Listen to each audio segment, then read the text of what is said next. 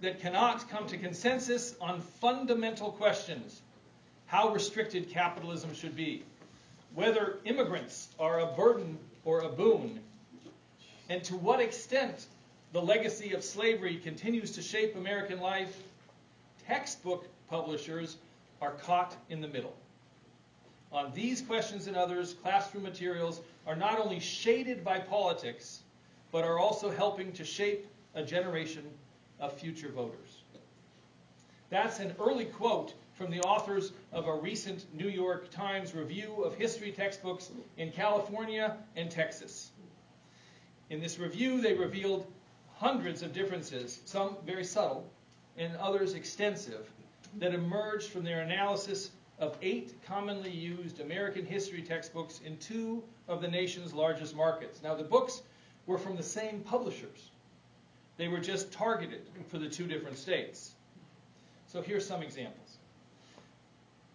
On an annotated Bill of Rights page, so they have the Bill of Rights and then they have these thought bubbles coming off each of the amendments, a California textbook explains that rulings on the Second Amendment have allowed for some gun regulations. In the same place, in the Texas edition, the textbook contains only a blank space and no comment about those judicial rulings. A Texas textbook says that white Southerners opposed Reconstruction because of tax increases as well as racial resentment. California instead includes primary source quotations from black historical figures about white resistance to civil rights with no mention of taxes. Both states say that breaches of racial etiquette led to lynchings after Reconstruction, but only California's makes clear that the perpetrators of lynchings also hoped to discourage black political and economic power. California's states that the federal government failed to recognize non-binary gender identities and female leaders in its early relations with Native Americans. Texas does not mention gender roles or gender identity in its discussions of efforts to Americanize Native Americans. In Texas textbooks, mentions of LGBTQIA+ issues tend to be restricted to coverage of events in recent decades, such as the Stonewall Uprising, the AIDS crisis, and debates over marriage rights. But for recent California editions, publishers wrote thousands of words of new text in response to the Fair Education Act, a law signed by Governor Brown in 2011, which requires schools to teach the contributions of lesbian, gay, bisexual, transgender, and disabled Americans. So peppered throughout the California books are passages on topics like same-sex families under slavery and early sex reassignment surgery in the 1950s, text that does not appear in the Texas versions. Both states focus on women's fight against discrimination in the workplace, but only California includes that birth control played a role by allowing women to exert greater control over their sexuality and family planning. Policymakers in Texas feel strongly about giving students a positive view of the American economy. And the quote is, since 1995, state law has required that high school economics courses offer an emphasis on the free enterprise system and its benefits. The Times authors noted the emphasis seems to have made its way into the history curriculum as well. California curriculum materials, by contrast, sometimes, and this is a quote from the article, sometimes read like a brief from a Bernie Sanders rally.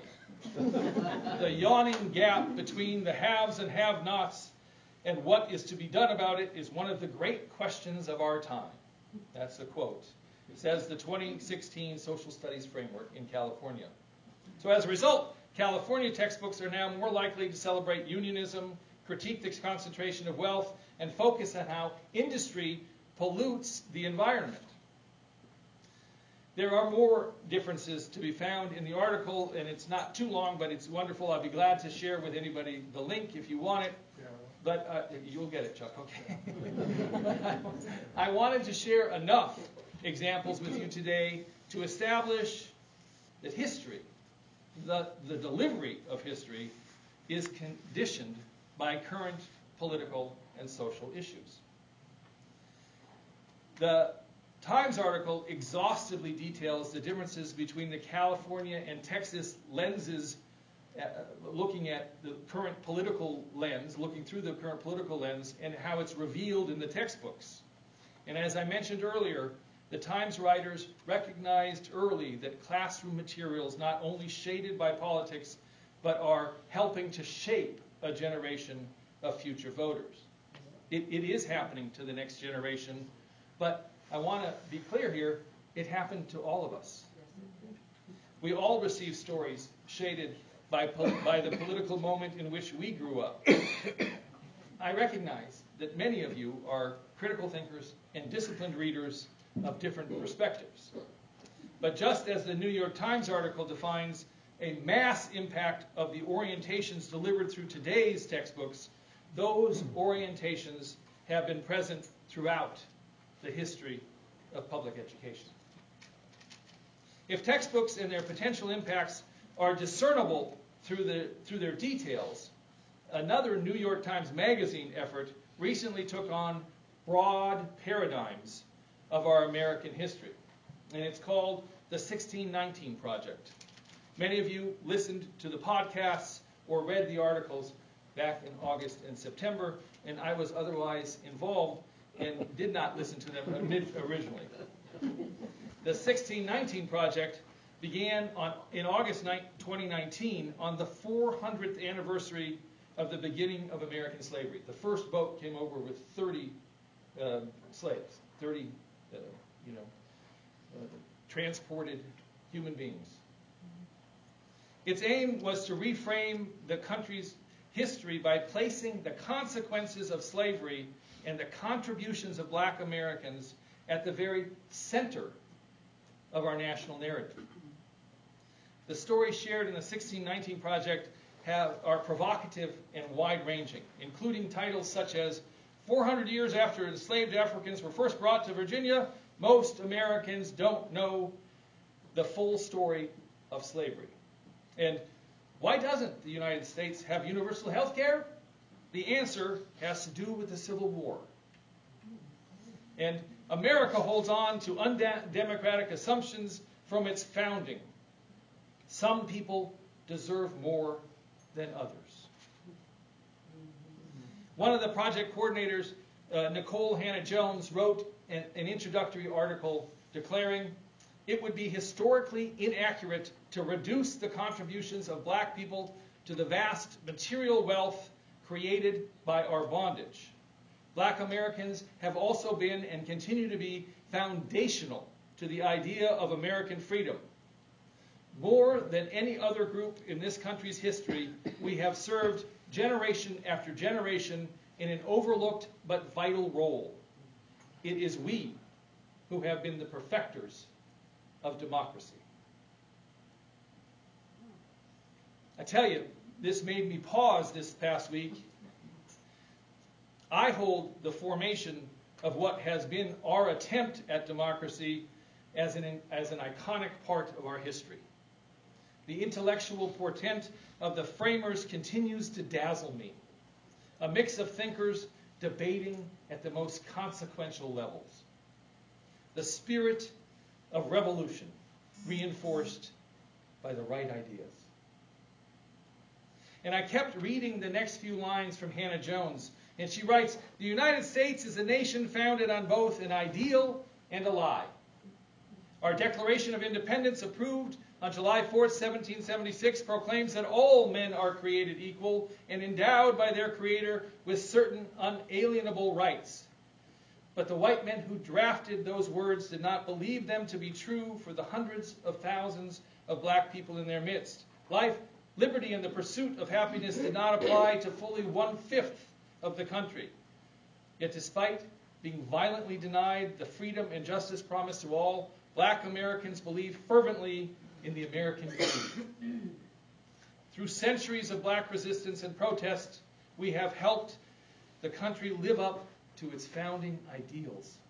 And not only for ourselves, black rights struggles paved the way for every other rights struggle, including women's and gay rights, immigrant and disability rights, without the idealistic, strenuous, and patriotic efforts of black Americans, our democracy today would most likely look very differently. It might not be a democracy at all. That's the spirit of revolution, acting on the right ideas. But can we place the African American experience at the pivot point when we deliver our history? I don't mean just adding details describing those experiences in textbooks, although we do have to add detail in each state's textbook for African American students as well as all other students. Those details aren't all that I envision Miss Hannah Jones writing about. She's calling for us to recognize African American experiences as iconic in our history. I wonder if we would celebrate a second Independence Day, maybe March 2nd, acknowledging Congress's passage of the first Reconstruction Act. Maybe we'd celebrate the patriotism of over 600 African Americans who were elected to state legislatures across the South during Reconstruction. Democratic revolutionaries, each one of them. Or maybe we could dedicate a holiday in celebration of one of our founding fathers of just relations, the first African American United States Senator, Hiram Revels, who was elected in 1867. And you realize it would be until 1967 before the second African American was elected to the Senate. 100 years. And the story of those 100 years will be part of next week's talk. UUs often refer to ourselves as being known for our deeds, not creeds. I think we should be particularly in tune with the idea of African Americans being perfecters of our democracy. It is through their deeds that the words gained meaning. I believe that UUs are visited with another essential tool for incorporating new historical paradigms. And too often, I fear we leave this tool unused, languishing on some theological back bookshelf. It's continuous revelation. Sure, it's been relegated to our liberal Christian religious past. We believed that God was still talking. 2,000-year-old stories weren't the limit of God's expression. She was staying current in today's conversation. We needed to remain open to those expressions and not be restricted by dogma. I offer you that continuous revelation needs to be dusted off and recognized as the dynamic life force that it is. The adjectives for living in continuous revelation are willing and curious. It's not heading pell-mell into new ideas, although I personally will relate to you that I've enjoyed several pell-mell forays in my life, and I recommend them to you. It's being available when the 1619 Project calls on us to welcome new paradigms. We aren't really going to do that if we remain constricted by the dogma of our past history delivery process. An energized and cultivated sense of continuous revelation in each of us would enable us to really welcome new paradigms, to wrestle with them, and to finally incorporate them alongside other healthy and helpful paradigms. My sense of continuous revelation says history is still talking to us. And it's 2020. Let's listen.